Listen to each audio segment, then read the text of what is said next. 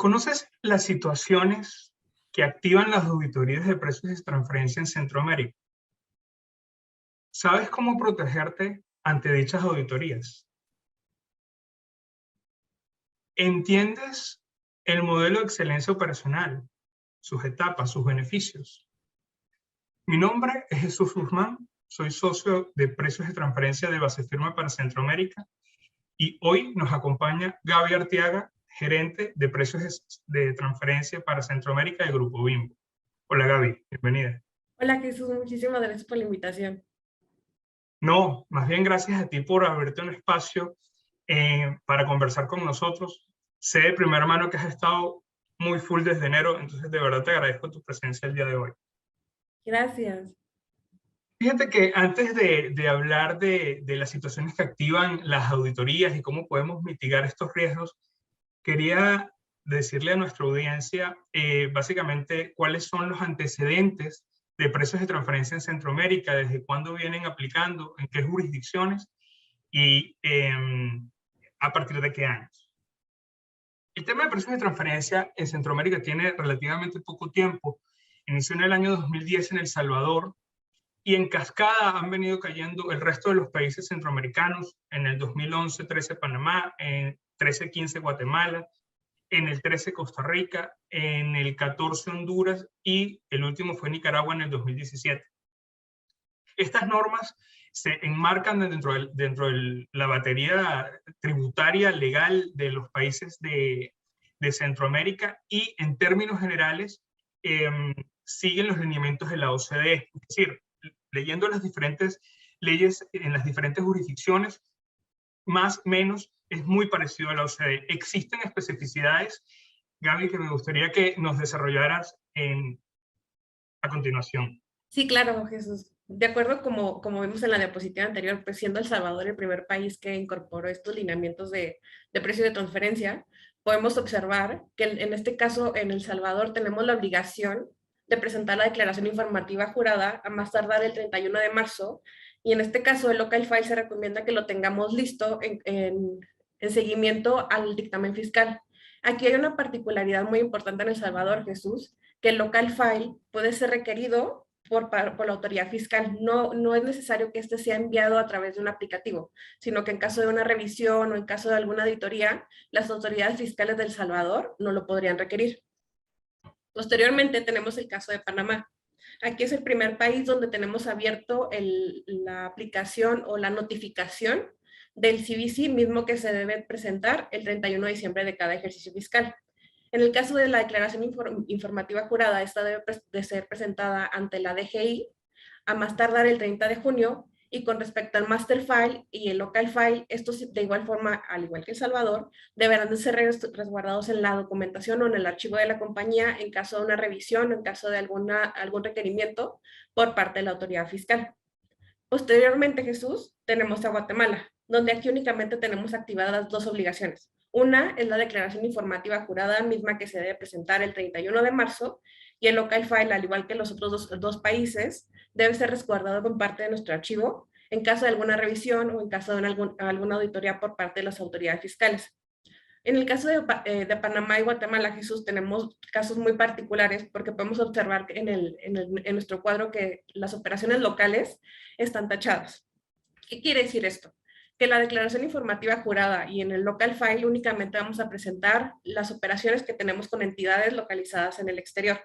Ojo, esto no quiere decir que nosotros no tenemos la obligación de cumplir en materia de precio de transferencia con las operaciones que tenemos con partes relacionadas domésticas. Únicamente la autoridad no nos está requiriendo presentarlas o soportarlas en un local file, pero debemos estar conscientes que sí o sí, siendo partes relacionadas en el extranjero o partes relacionadas domésticas, nosotros debemos de cumplir con las obligaciones en materia de precio de transferencia. Posteriormente, Jesús, tenemos a Costa Rica. Costa Rica es un caso muy particular en comparación a los otros países, ya que aquí tenemos abierta la obligación de la presentación de la notificación del CBC, con la excepción de que únicamente debemos de presentarlo si nuestra casa matriz se encuentra localizada específicamente en Costa Rica. Entonces, esto se debería de realizar en caso de que caigamos en este supuesto, a más tardar el 31 de marzo. En el caso de la declaración informativa jurada, en este caso está temporalmente suspendida, pero yo creo que ahorita Jesús, tú nos cuentas un poquito más sobre ese tema. Y el master file y el local file, al igual que el resto de los países, no debe ser presentado a través de un aplicativo como normalmente lo podemos hacer aquí en México, sino que debemos de tenerlo resguardado en nuestro archivo en caso de una revisión o algún requerimiento por parte de la autoridad fiscal. En el caso de Honduras, únicamente tenemos abierto el local file y la declaración informativa jurada. La declaración informativa jurada debe ser presentada a más tarde del 30 de abril, que ojo, ya viene próxima, entonces hay que tener mucho cuidado de cumplir con este requerimiento. Y el local file, al igual que el resto de los países, puede ser requerido por parte de la autoridad fiscal en caso de alguna revisión. Y por último, y no menos importante, tenemos abierto el local file, mismo que recomendamos tenerlo en conjunto con la presentación de la declaración anual para tener nuestras conclusiones, y al igual que el resto de los países de Centroamérica que estamos revisando, puede ser requerido en caso de la autoridad fiscal, en caso de una revisión, en caso de una auditoría, pero no es necesario que sea el envío directo a través de un aplicativo del cuadernillo, ya sea físico o electrónico. Sí, de acuerdo. Y de hecho, adicionando a lo que decías, efectivamente Honduras ahorita es la jurisdicción que tenemos que tener con mayor cuidado, porque aparte de que se presenta la declaración informativa en abril, tenemos Semana Santa. Entonces, no, algunos corporativos se van una semana, el equipo se ausenta de la compañía, entonces no tenemos las 4 semanas de abril. Tenemos que básicamente tener los análisis listos para, si no esta, la próxima semana. Si andas en carreras, si solamente estás haciendo documentación, que ahorita vamos a hablar de las diferentes fases del modelo, quizás si hicieras el modelo completo, no te hace falta correr en la última semana. Haciendo un caso, refiriéndome específicamente a Costa Rica y Nicaragua, es importante aclarar que a pesar de que en estas jurisdicciones no se presenta una declaración informativa jurada ante la administración fiscal, sí se debe cumplir con el principio. Lo digo porque algunos clientes y contribuyentes, como no tienen que presentar la declaración informativa, consideran que no tienen que hacer el estudio o que no tienen que hacer el análisis. Y es todo lo contrario. En la ley está y existe el principio de plena competencia o arm's length y debe ser cumplido, a pesar de que no exista la declaración. Y casuísticamente, el caso de Costa Rica es bastante curioso porque el tema del CBC, entiendo, lo presentan solamente 8 compañías en Costa Rica, que son headquarters costarricenses, que se pueden presentar, bien sea en Costa Rica o puede subrogar a otra entidad vinculada en cualquier otra jurisdicción donde se pueda hacer la presentación. Digamos, por ejemplo, México. Y efectivamente, en ninguna parte, en ninguna jurisdicción de Centroamérica debes entregarle el local file o subirlo a una plataforma, en ninguna. Tienes que tener, en el caso de Panamá y Costa Rica, el master file, también en caso de que te lo pidan, y el local file. En todas las jurisdicciones, tenerlo en tus archivos en caso de que venga la administración fiscal y te lo pida. Ya luego hay diferentes plazos.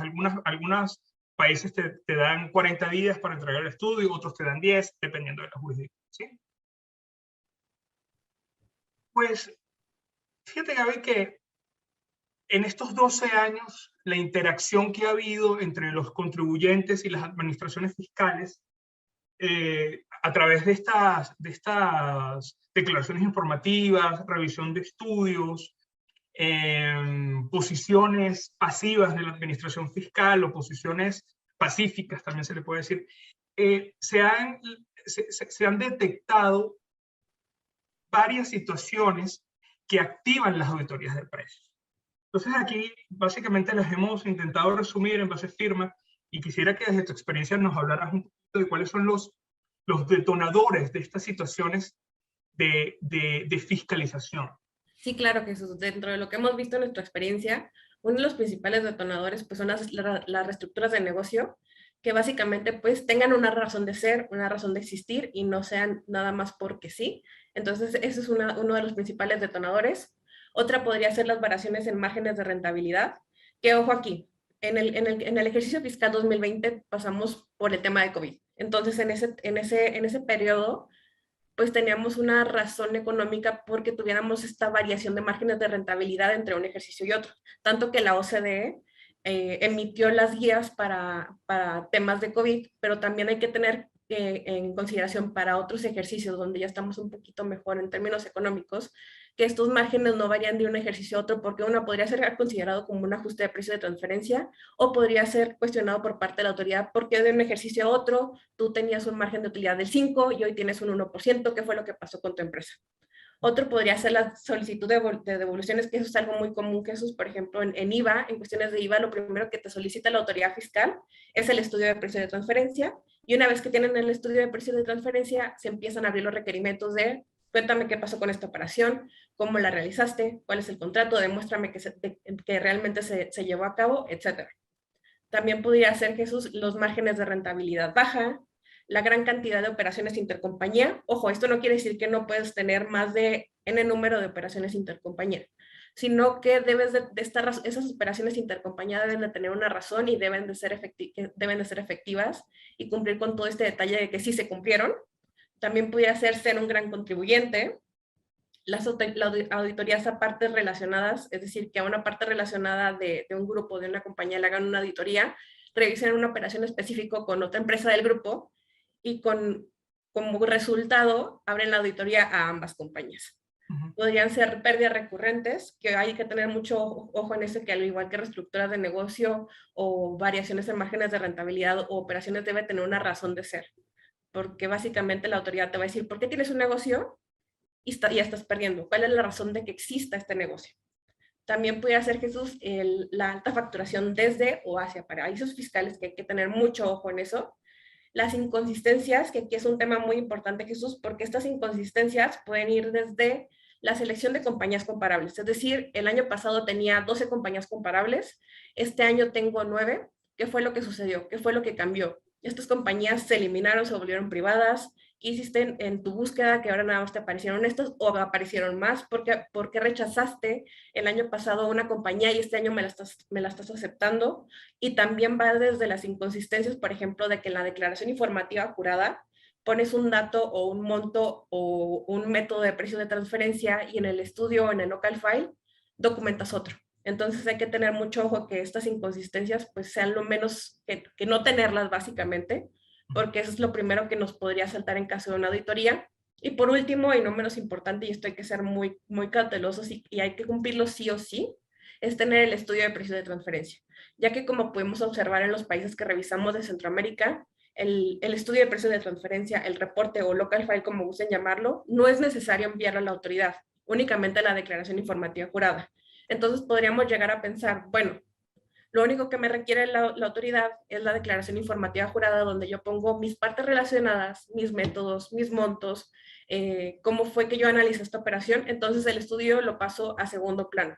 Pero ojo, en caso de una auditoría, va a ser lo primero que nos van a solicitar. Entonces, sí o sí, el estudio debemos de tenerlo en conjunto con la declaración anual para tenerlo en nuestro archivo en caso de alguna revisión, en caso de algún comentario por la autoridad.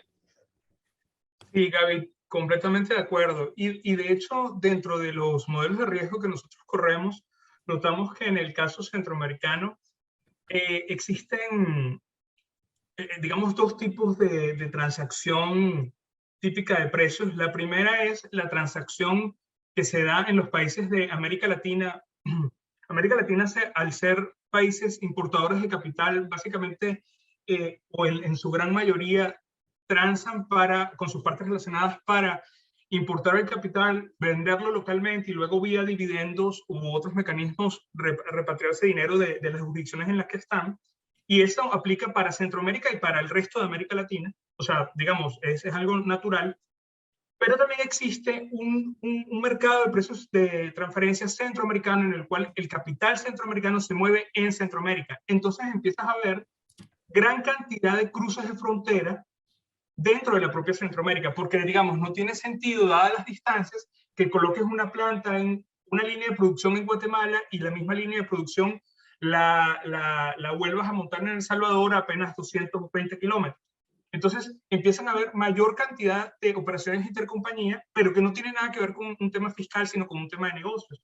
Y como tú y yo sabemos, business rule, tax follows, ¿no? Entonces, ahí no hay un tema fiscal, hay un tema de gran cantidad de operaciones intercompañía, pero por razones de negocio.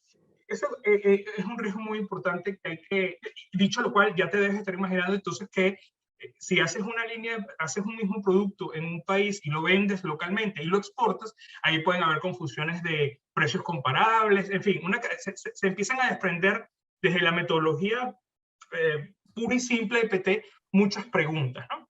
Sí. Eso por una parte. Y quisiera también reafirmar un poco el tema de la inconsistencia.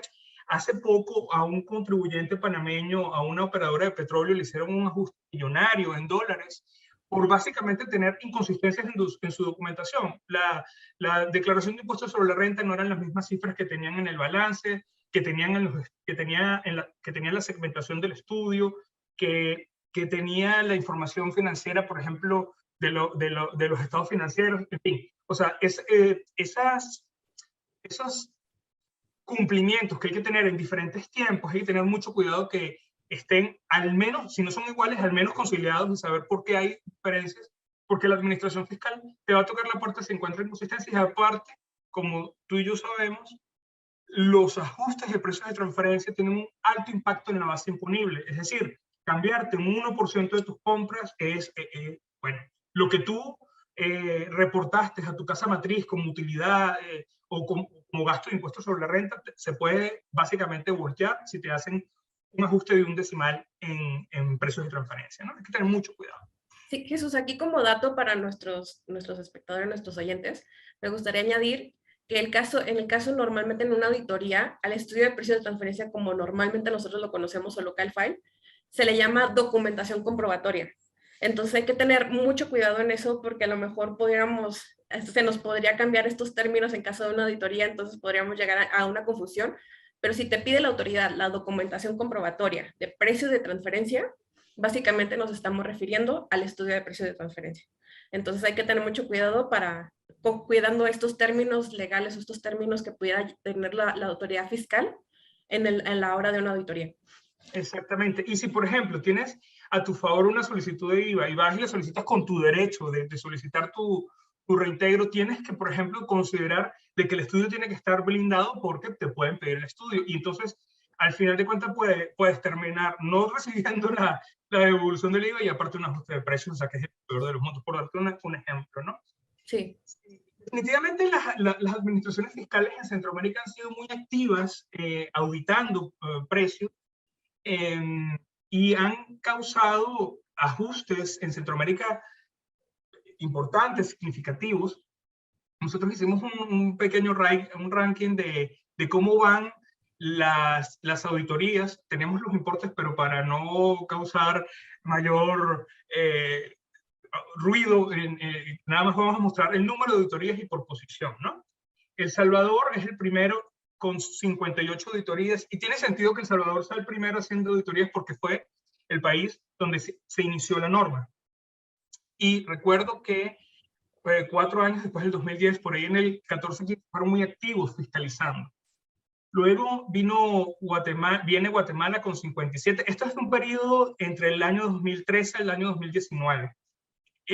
Guatemala con 57 auditorías de precios de transferencia. Luego viene Panamá con 37, que a pesar de que aquí hay como una disminución significativa en las actuaciones de la administración fiscal, han sido los más efectivos recaudando. O sea, los ajustes han sido bien importantes en Panamá. Luego viene Honduras con 24 y finalmente Costa Rica con 19. Una de esas auditorías, Gaby, de Costa Rica fue incluso antes del 2013, porque en Costa Rica existe el principio de realidad económica, no está relacionado directamente con el principio de plena competencia, pero ya estaban auditando partes vinculadas antes de que estuviese la norma, incluso una de esas auditorías. Entonces digo, las administraciones fiscales saben, conocen y entienden el impacto que tiene en el nivel de recaudación de sus jurisdicciones el tema de precios y están muy atentos, ¿no? Sí, también hay que tomar en consideración que están muy apegados a México. Muchas veces el SAT de México ha ido a capacitar a Guatemala, a Panamá, El Salvador, entonces están muy entrelazados y hay que tener mucho cuidado también entre estas operaciones de México con cada uno de los países de Centroamérica por esta comunicación activa que se tienen entre los fiscos. Sí, muchísimo, muchísimo. En el caso de El Salvador, Guatemala, Panamá y Costa Rica, muchísimo. En el caso de Honduras también los asesora el fisco de Ecuador, que también tiene, digamos, tiene mucha iniciativa el fisco de Ecuador. Entonces están muy bien aconsejadas las administraciones fiscales de Centroamérica. Dicho lo cual, y visto la interacción que ha tenido el fisco con los contribuyentes, nosotros en Base Firma consideramos es importante tener un esquema o un modelo que te permita, si no hacer cero los riesgos, sí poderlos mitigar y poder responder de manera inteligente y también de una manera holística el asunto de precios de transferencia. Así es. Y digamos, denominado a esta actividad el modelo de excelencia operacional de precios de transferencia. Este modelo básicamente consta de 4 fases y me gustaría, Gaby, que nos fueses acompañando a través de cada una de las fases, que nos digas cuáles son los beneficios y también cómo la aplicación del modelo mitiga los riesgos de estas situaciones que detonan las auditorías, ¿no? Así es, Jesús. Cumpliendo con este modelo, pues va a ser un poquito más sencillo cumplir con cada una de las auditorías, pero primero vamos a ver esta primera fase que, como su nombre lo dice, pues es la planeación, que consiste en qué? En planear las operaciones intercompañía que tenemos en nuestra empresa, que está compuesta básicamente por 3 procesos, que es la estrategia de gobernanza, la estrategia global operacional y la estrategia de precios, donde debemos de tomar en consideración algunos elementos como pudiera ser la noción del grupo económico, para confirmar y proponer qué operaciones intercompañía vamos a estar analizando o vamos a incluir en esta planeación con base a la realidad o las necesidades del grupo o a la entidad en la que estemos llevando este modelo de excelencia operacional. También vamos a incluir la política o los parámetros que nos van a orientar y obviamente establecer un valor a estas políticas de precio de transferencia. Ojo, aquí en esta política podemos incluir en el número de operaciones intercompañía. Puede ser desde un arrendamiento, desde financiamientos, pueden ser la compra-venta de producto terminado, materias primas, puede ser venta de activo fijo, el número de operaciones que ustedes requieran y que vamos a tener como entregable, pues va a ser nuestra política de precios de transferencia, que son los precios que vamos a pactar entre partes relacionadas. ¿Qué nos va a ayudar, Jesús, esto? Que en caso de que nosotros tengamos una nueva operación o una nueva compañía en el grupo, vamos a tener una guía donde nos va a decir, ok, en el pasado ya realizamos esta operación, entonces vamos a tener esta misma operación con esta nueva compañía, vamos a actuar de la siguiente manera. Entonces, esta fase es muy importante y es muy interna como nosotros como asesores o como expertos de precio de transferencia, darle seguimiento para que tenga este cumplimiento y llevarla a cada uno de los miembros del grupo. Sí, y efectivamente, básicamente en la planeación tú vas también caracterizando este tipo de empresa va a ser esto, este tipo de empresa va a ser aquello, esta va a asumir estos riesgos, esta va a asumir estos riesgos, cosa que básicamente te va acompañando en la elaboración del master plan, ¿no? Te va llevando de la mano y brinda certidumbre a cómo pactas las operaciones intercompañías. Las operaciones intercompañía, el nivel de incertidumbre en principio no debiera ser tan alto, porque tú básicamente controlas la operación y por eso se hace el análisis de que el control no afecte el resultado, ¿no? Así es. Y al hacerlo de estricto cumplimiento a lo interno de la corporación, las reglas quedan claras. O sea, ahí queda muy claro de que tú tienes que negociar con el mercado, de que no puedes negociar internamente y, en fin, o sea, al final de cuentas, todo queda en blanco y negro y es muy claro saber si estás o no estás cumpliendo, ¿no? También. Así es. E ir de la mano con nuestros asesores, Jesús, de precio de transferencia, para efectos de que también no poner un número de la política, nada más porque nos gustó, o es nuestro número favorito, sino que efectivamente cumpla con un rango y que tenga un sentido y razón de ser en materia de precio de transferencia. O peor aún, hacer un flip-flop y que tengamos variaciones muy importantes en la rentabilidad con las mismas funciones y riesgos, ¿no? Que eso es peor. Una vez y esto lo dijimos en unos 7 minutos, lo de la planeación, pero internamente sé que es difícil, digamos, impulsar una política dentro de una corporación porque hay que hablar con mucha gente, hay que convencer a mucha gente. Pero una vez ya tengas la política establecida, hay que ir a la segunda fase, Gaby. Ok. Que es la implementación de la política. Sí, de hecho, la implementación, que eso pues, es el segundo paso, yo creo que más emocionante en materia de precio de transferencia, por así decirlo, porque consiste en implementar lo que ya habíamos visto previamente en nuestra política de precios de transferencia y puede aplicarse en 3 momentos, que puede ser la elaboración del presupuesto al inicio y al final del ejercicio, durante el ejercicio y el monitoreo. Entonces, básicamente, este sistema consiste en evaluar el cumplimiento y dar seguimiento a esta política de precio de transferencia. El otro punto podría ser evaluar el desempeño, o sea, que efectivamente, pues si cumplamos, que sí vayamos bien de acuerdo a nuestra política de precio de transferencia. El siguiente punto es soportar y posibilitar simulaciones. ¿A qué nos referimos a simulaciones, Jesús? Son los análisis preliminares o las previas. Es decir, si nosotros realizamos como expertos o como asesores, recomendamos a nuestros clientes realizar estos análisis previos, a la hora de terminar el ejercicio fiscal vamos a tener menos sorpresas o vamos a tener menos posibilidades de enfrentarnos ante un ajuste de precio de transferencia. Entonces, estos análisis preliminares nos van a ayudar a tener un mejor control y evitar cualquier tipo de susto que se nos pudiera atravesar en el camino, tomando en consideración que en este punto o en este año ya los ajustes de precio de transferencia son algo muy complejos, por así decirlo. El siguiente punto que eso y que a ti y a mí nos gusta mucho decir, que es, nosotros lo llamamos muy de broma, Evangelizar. exacto, evangelizar, que es básicamente inducir a los gerentes sobre lo que es precio de transferencia. Muchas veces el tema de precio de transferencia está muy centralizado, ya sea en una gran organización al grupo o al área de precio de transferencia, o se los dejamos directamente a nuestros asesores de precio de transferencia.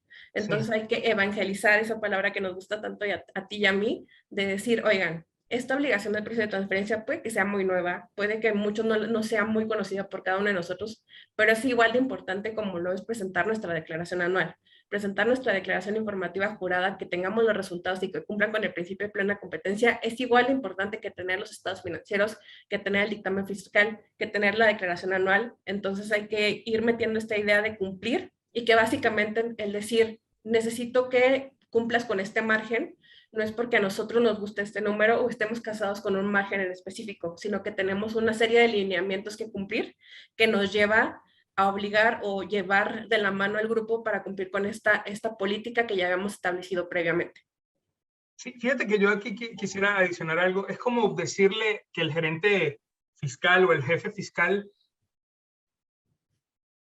tenga presente antes de la declaración de impuestos sobre la renta, oye, ¿cómo está el resultado de PT? Como una línea dentro de sus actividades. Así Es decir, es. oye, ¿cómo está el resultado de PT? Si no tengo el resultado de PT, lo que estás declarando está en peligro. O sea, pudiera ser algo completamente diferente o sensiblemente diferente, ¿no?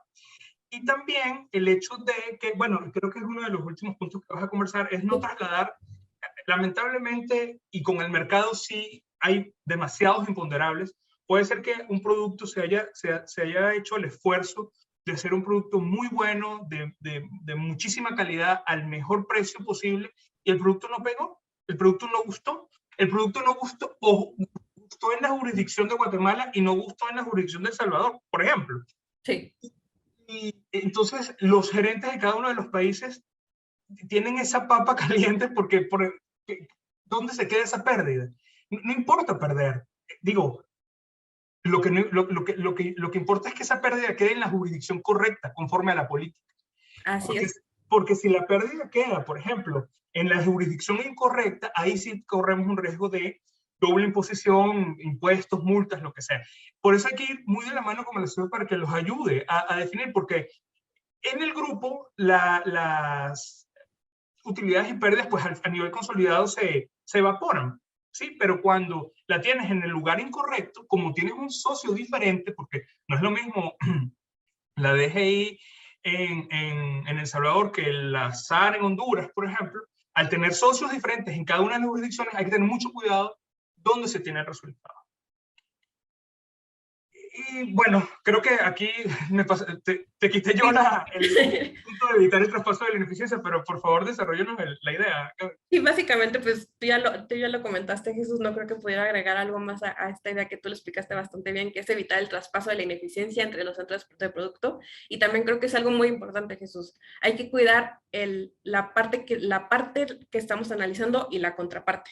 No quiere decir si yo, digamos, tengo un margen de rentabilidad del 12%, también me tiene que importar lo que tiene mi contraparte, porque las dos vamos a estar analizando, las dos somos del mismo grupo, las dos tienen el mismo riesgo de ser analizados. Entonces creo que aquí es estar todo en el pre, esta fase de implementación es todo el pre para no tener que hacer cosas posteriormente. Entonces hay que tener mucho cuidado y esta fase es muy importante tanto, no solo para los que estamos en alguna organización, sino también como asesores, plantear esta idea a cada uno de nuestros clientes de cuidar cada una de las operaciones intercompañía para no tener problemas a futuro.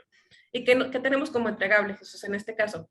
Pues básicamente puede ser un documento donde identificamos que efectivamente sí cumplimos con esta política de precios de transferencia, o en caso de que sea necesario, pues los ajustes que se deberán de realizar entre las compañías. Sí, efectivamente. Y volviendo un paso atrás de lo que comentabas, Javi, yo me formé en una jurisdicción en la cual las operaciones internas no se analizaban, solo eran las cross-border. Entonces, por ejemplo, si mi tested party quedaba por encima de rango en una operación de venta, de exportación, pues nosotros como asesores le dábamos el go porque no teníamos problema internamente, o sea, desde el punto de vista de nuestra jurisdicción. No obstante, no veíamos la otra parte. Entonces, como clientes ante esos asesores hay que tener cuidado de decirle, oye, está bien, yo estoy cumpliendo en esa jurisdicción, pero pudiera, por intercambio de información de las administraciones fiscales, causarme un problema a la que le estoy comprando, ¿no? O sea, a la que está comprando en la operación. Y justo ya lo vimos, Jesús, están muy, muy entrelazadas las entidades de Centroamérica, en conjunto, Sí. incluyendo a México. Entonces, Sí. este compartir información, este compartir datos, en caso de que no tengamos ojo con este mal manejo de información o este mal manejo de recomendaciones por parte de nuestros asesores, nos podría detonar alguna de las famosas auditorías que ya mencionamos previamente. Sí, presionar. Así el asesor te diga, no, localmente estás bien, oye, cuidadito porque es una operación espejo, y hay que ver la otra parte del espejo.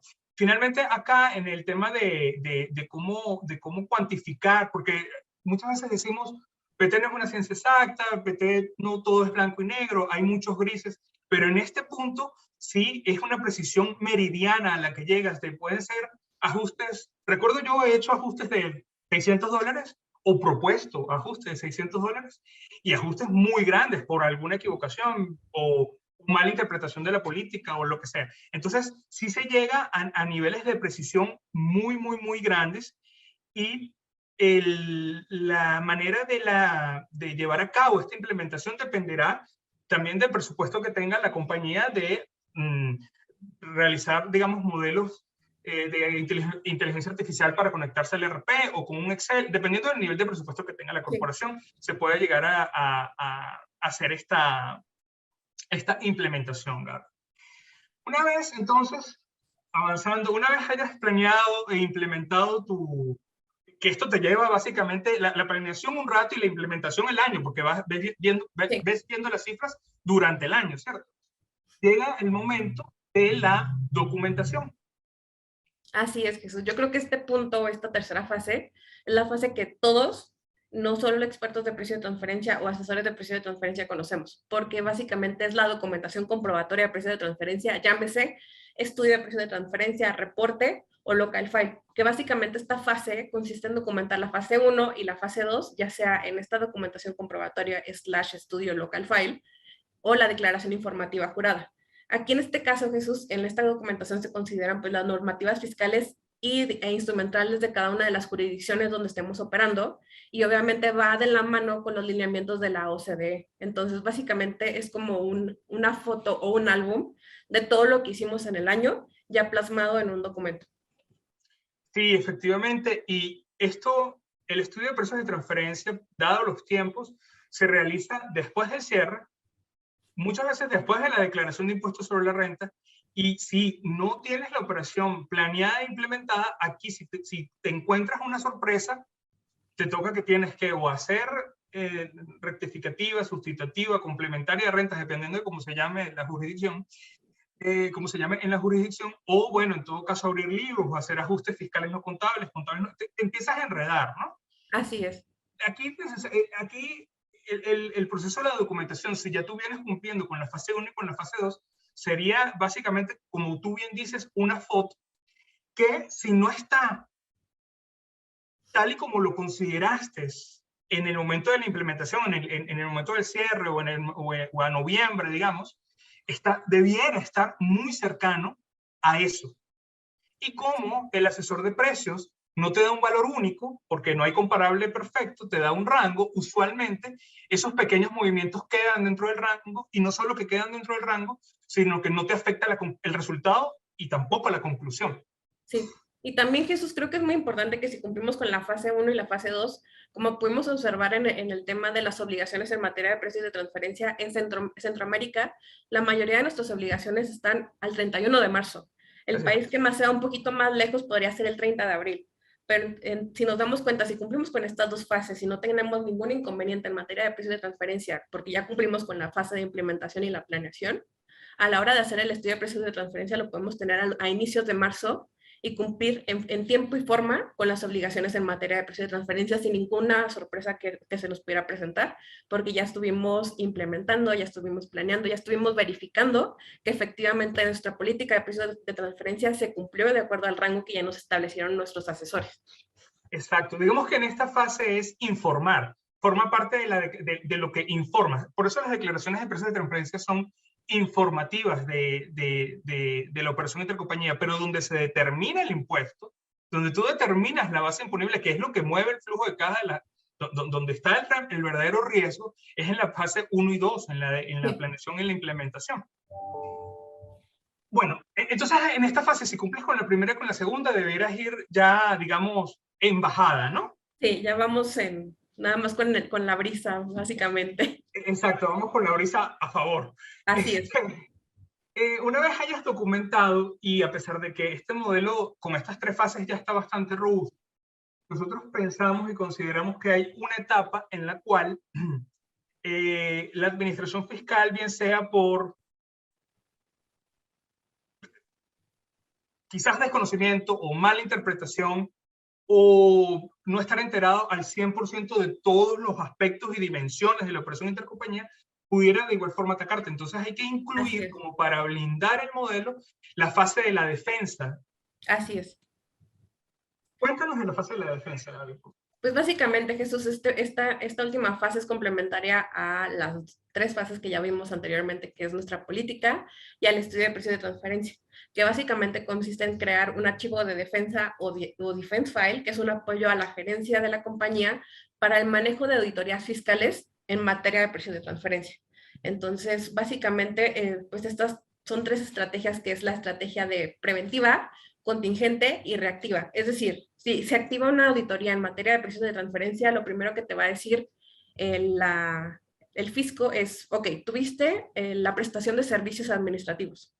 Demuéstrame que efectivamente estos servicios se llevaron a cabo y se prestaron a tu parte relacionada. Entonces, si nosotros contamos con este defense file, es decir, desde que nosotros establecimos una política, tenemos un contrato, tenemos las facturas, tenemos la documentación de precios de transferencia donde demostramos que efectivamente esta operación se llevó a cabo, va a ser más sencillo demostrarle a la autoridad y darle seguimiento inmediato a lo que nos está requiriendo, porque ojo, pues es algo muy importante que en el caso de las auditorías y que hemos visto en nuestra experiencia como asesores, es que normalmente no se nos da un tiempo de, te voy a dar 50 días para que me des toda esta información.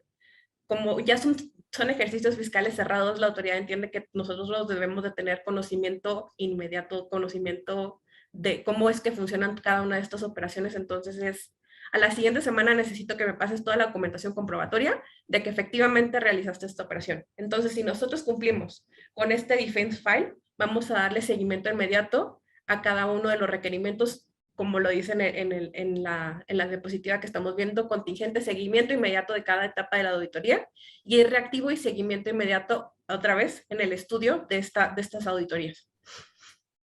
Sí, efectivamente, Gaby. Y también nos sirve para conocer qué está observando las administraciones fiscales para incluirlo en nuestra planeación y volver a empezar el ciclo del Inclusive, modelo. Jesús, creo que nos pudiera ayudar porque normalmente no tenemos los mismos asesores año con año, no somos los mismos en las empresas. Entonces, teniendo esos archivos de defensa bien planeados y bien definidos, a las personas que lleguen a futuro que les toque este tipo de situaciones van a saber dónde encontrar esta información y dar seguimiento inmediato a cada uno de los requerimientos por parte de la autoridad. Sí, efectivamente, Gaby. Aquí, si me lo permites, Basefirma Global y Basefirma Centroamérica cuenta para cada una de estas etapas herramientas específicas o tax tools que permiten realizar los entregables de una manera bastante práctica, económica e inteligente. O sea, por ejemplo, en la parte de la documentación contamos con herramientas y bases de datos que nos permiten realizar la documentación de manera muy inteligente. En el caso de la defensa, contamos con una herramienta que nos permite materializar los servicios y que a los gerentes fiscales, cuando les llega una auditoría de precios de transferencia, no se sientan solos. ¿Sabes? El gerente fiscal, cuando le hacen una auditoría fiscal o de precios en específico, muchas veces le hacen preguntas que no le corresponden a su gerencia, sino que le corresponden a otra gerencia, a la gerencia de logística, a la gerencia de compras, a la gerencia de finanzas.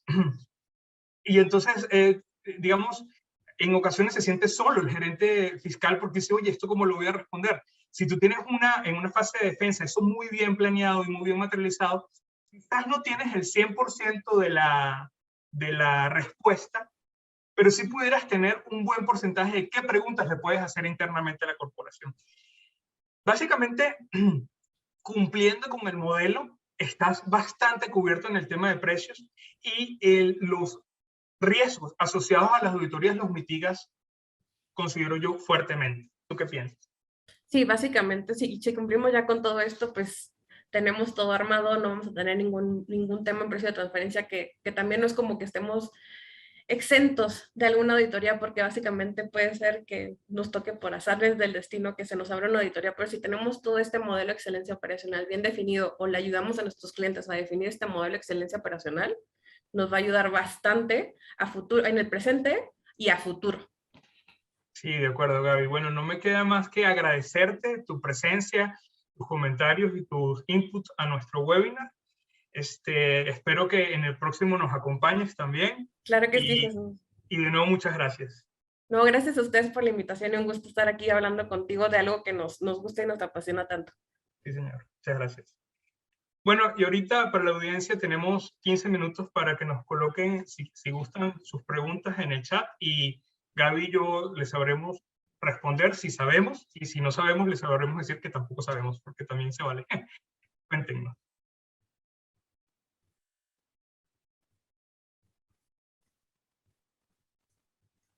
De momento no.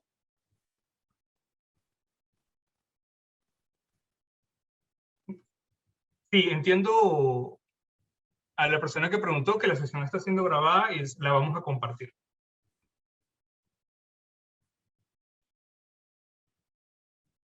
Vamos a esperar unos 5 minuticos a ver si hay más preguntas y si no, cerramos el webinar.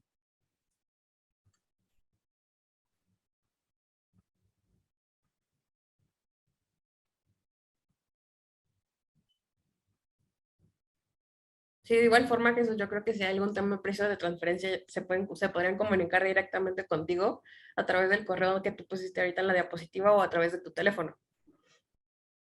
Sí, de acuerdo. Esa sería una muy buena opción, Gaby, muy buena idea. Bueno, ya están empezando a preguntar. Sabes que a veces dan, no sé si mi escénico o... Te ayudo a leer la pregunta, Jesús, si gustas, y adelante. Sí. Dice, si los ajustes de precio de transferencia se realizan a nivel declaración renta y contabilidad o solo en declaración. Mira, si durante el proceso de la implementación tú determinas o captas que hay un ajuste, lo puedes hacer en contabilidad antes de cerrar libros, que es lo ideal. Es lo ideal porque, digamos, ahí estás realizando el traslado del beneficio en el momento adecuado. Si no cumples con el modelo, realizas la documentación y después llegan por ahí un asesor y te dice, oye, tienes un ajuste del tamaño de un elefante, no lo vistes en el cierre y tienes que hacerlo después del cierre, en México se llaman ajustes virtuales en otras partes de Latinoamérica y en Centroamérica se dice ajustes en la conciliación de la renta. Entonces colocas ese ajuste como parte de tu conciliación de la renta, lo incorporas, sea para más o sea para menos, y eso te da una nueva base imponible. O sea, así se determina una nueva base imponible. Entonces hay de las dos formas. Una, yo pienso, en mi opinión, que tiene más riesgo que la otra, porque cuando tú haces el ajuste después del cierre, el ajuste en la conciliación lleva nombre y apellido, ajuste por precio de transferencia. O sea, en cambio, si lo haces a nivel de contable antes del cierre, pues va como una fluctuación del precio pactado. Eso tiene, evidentemente, desde un punto de vista de precio de transferencia es muy sencillo. Si lo ves de una manera más completa, cuando incorporas aduanas y incorporas otros análisis, hay otros elementos que considerar, pero a nivel de precios de transferencia es menos riesgoso. Pero en ambos casos se puede.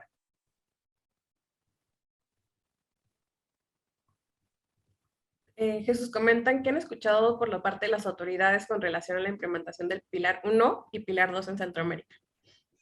Mira, de momento en Centroamérica, los países más activos con respecto a los cambios en la OCDE han sido Panamá y Costa Rica. El Salvador, Guatemala, Honduras y Nicaragua están teniendo un modelo de fiscalización o un modelo de precios de transferencia un poquito más antiguo, digamos. Y cuando me refiero a antiguo es la típica declaración informativa de precios de transferencia 3 meses o 6 meses después del ejercicio y mantener el local file en tus archivos. Entonces, no obstante, Costa Rica ya forma parte de la OCDE, quiere decir que cuando se termine de implementar Pilar 1 y Pilar 2, inmediatamente Costa Rica va a empezar a regir. Y de igual forma, Panamá es muy activa con los lineamientos y los cambios en la OCDE.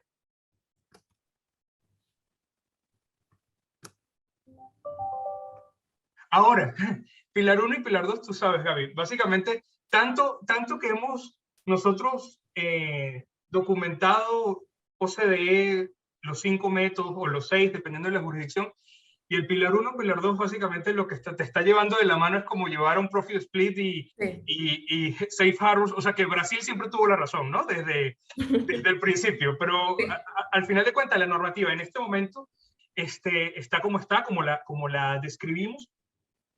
Y por otra parte, las reformas fiscales en Centroamérica, en el caso de El Salvador está detenida y a la vista no hay nuevas reformas fiscales que incluyan, en el caso de estos 4 países que estoy nombrando, a excepción de Costa Rica y Panamá, que le incluyan directamente en su batería legal y en su articulado de normas.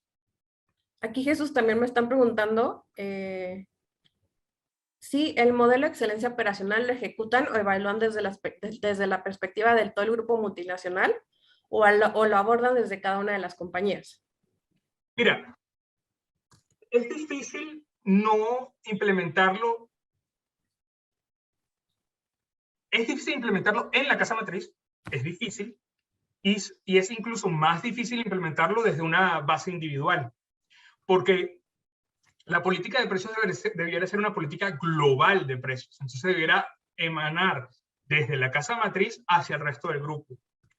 Lo que sí se puede hacer, y en Centroamérica aplica en muy buena medida, es que en Centroamérica, sobre todo en Costa Rica, duermen muchos clústeres regionales, digamos, muchas casas matrices, y pongo esto entre comillas, regionales.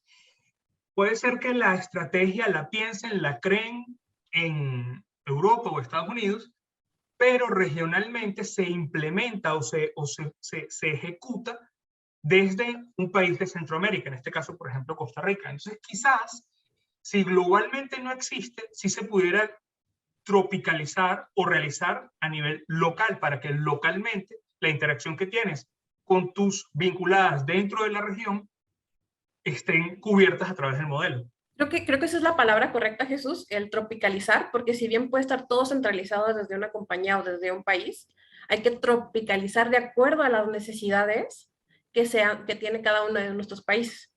Otra pregunta que nos han, no sé si quieres que... Y no, y complementándote, por ejemplo, Argentina. Argentina es un país que está plenamente alineado con la OCDE. Hay muchas corporaciones transnacionales en Argentina, pero por ejemplo Argentina no acepta que la Tested Party no sea argentina. Entonces tú puedes tener la política de precios y en la cual tú evalúes al que incurre en menor riesgo, digamos el toller o el control manufacturer, que es el que incurre en menor riesgo, y tienes el benchmarking para el toller, pero como en Argentina tienes el distribuidor, esa política en Argentina no te funciona. Y necesitas básicamente evaluar pues todo el conflicto cambiario que hay en Argentina, muchas veces las pérdidas que tienen a nivel del distribuidor local por legislación, porque evidentemente, a pesar de que es una política que intenta observar globalmente la operación, hay que cumplir con las normas locales, ¿no? Evidentemente. Así es. Otra pregunta que tenemos, Jesús, es qué tan rápido es el intercambio de información entre los fiscos. Aquí normalmente el intercambio de información que se tiene entre los fiscos varía de más o menos 2 semanas. Entonces hay que tener mucho ojo y mucho cuidado con este intercambio de información.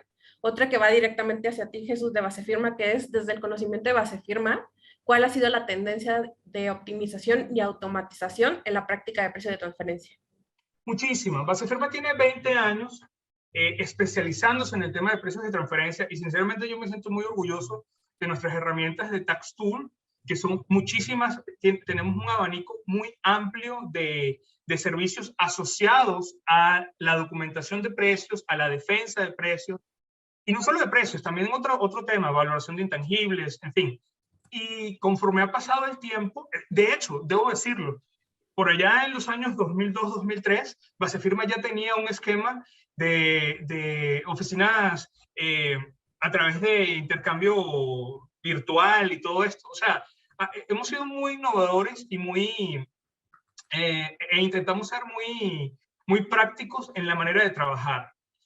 Cosa por la cual tenemos respuestas rápidas, asertivas y con conocimiento local en cada una de nuestras jurisdicciones en las que tenemos presentes. Y me parece, Jesús, que hasta ahorita ya son todas las preguntas. De todos modos, con gusto podríamos contestarlas en caso de que, en tu caso, como vienes aquí en tu presentación, que se refieran directamente a ti, a tu correo, o que nos llegara un correo a los dos en caso de que tengan algún comentario. Y pues muchas gracias a la audiencia, Gaby. De nuevo, muchas gracias a ti por participar y nos vemos en la próxima reunión o el próximo webinar. Que estén bien. Jesús, muchas gracias por la invitación. Hasta luego. Hasta luego. Bye.